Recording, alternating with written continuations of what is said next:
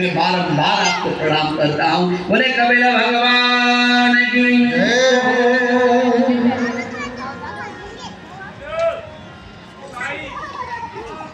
और भगवान को प्रदक्षिणा करके करदम जी ने महाराज संन्यास मार्ग के लिए बद्री बनने के लिए चले गए।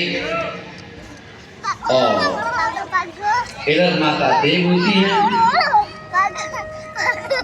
कृष्णा, लेकिन कथा कहने से पूर्व इसका द्वितीय भाव समझिए कि करदम जैसे महापुरुष के यहाँ 9 कन्या का आगमन हुआ। एक 9 कन्या है कौन? जिसके अधीन ब्रह्म बना होता है। करदम के यहाँ कोई 9 कन्या ने जन्म नहीं लिया है। व्यासपीठ कहती है एक बात बताओ, आपके कितनी कन्या? 2 कन्या किन किन लोगों के? हाथ उठाना। 4 कन्याएं किनके हैं? 9 कन्या किनके हैं? 9 भी है किसी के? नहीं है ना। एक बात कहूं, एक बात बताओ, आज की दुनिया में 1-2 कन्या जिनके यहाँ हो जाए तो ऐसा लगता है न जाने क्या हो गया। बड़ा भार उसके जीवन में आ जाता है। पर करदम जैसे महापुरुष के यहाँ 9 कन्या ने नहीं जन्म लिया, करदम के यहाँ तो नवदा भक्ति ने जन्म लिया। 9 भक्ति करदम जी जैसे महापुरुष के यहाँ पुत्री के रूप में परिणित हो रही है। और एक बात बताऊं, हम लोग करदम नहीं बन सकते, कोई बात नहीं है। हम एक साथ 9 भक्ति को जन्म नहीं दे सकते, कोई बात नहीं है। लेकिन 9 में से तुम अगर एक भक्ति को सही ढंग से जन्म दे दोगे तो एक भक्ति तुम्हारा तारण तरण कर देगी। एक भक्ति पर्याप्त है। अगर हम 9 भक्तियों के एक साथ जन्म नहीं दे सकते तो एक को दो। और जिन जिन महापुरुषों ने एक ही भक्ति को हमारा जन्म दिया है, सही ढंग से दिया है और उसी सही ढंग के प्रभाव से उन्हें परमात्मा मिला है, इसका ये शास्त्रीय प्रमाण है। शास्त्रीय प्रमाण है। हम 9 कन्या को जन्म नहीं दे सकते, 9 भक्तियों को जन्म नहीं दे सकते, कोई बात नहीं, लेकिन एक को दो। 9 भक्ति कन्या के रूप में है जिनका नाम जो सबके हृदय में जाकर के स्थापित हो जाती है।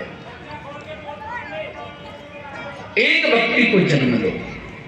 पहली भक्ति प्रथम भक्ति संतन कर सौगा, प्रथम भक्ति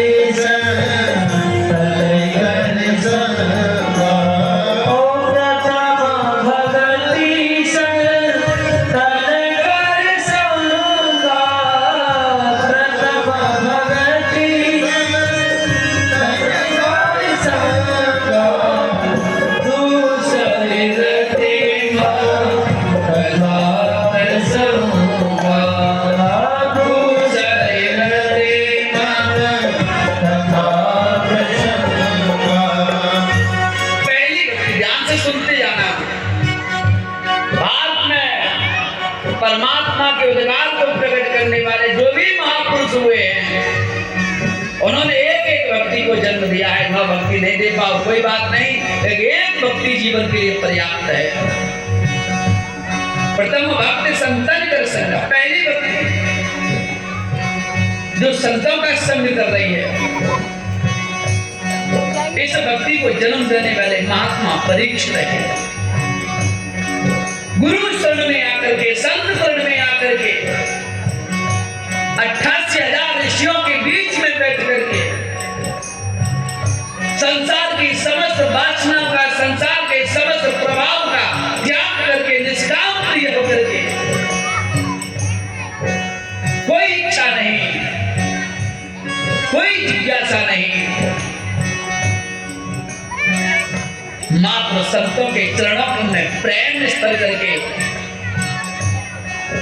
जब गुरु शरण में परीक्षित आए हैं और जब निष्काम प्रिय होकर के जब संतों की सेवा की है, संतों की वाणी का आदर किया है, संतों की प्रवाह का आदर किया है, तो महाराज संत कृपा से राजा परीक्षित को महाराज मोक्ष की प्राप्ति हुई।